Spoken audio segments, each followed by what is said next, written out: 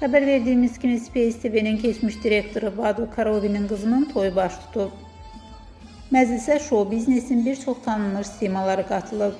Gecədə diqqət çəkən məqamlardan biri isə Vado Karovi'nin xanımı ilə etdiyi rəqs olub.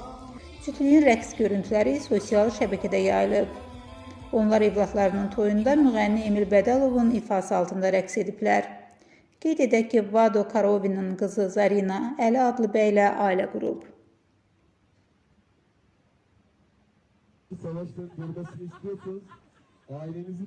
Aktrisa Neslihan Atagül həyat yoldaşı Kadir Doğulu üçün ad günü edib. 43 yaşlı aktyor çıxışı zamanı "Savaşmayın, sevişin" sözləri ilə gündəm olub. Valla savaşmayın.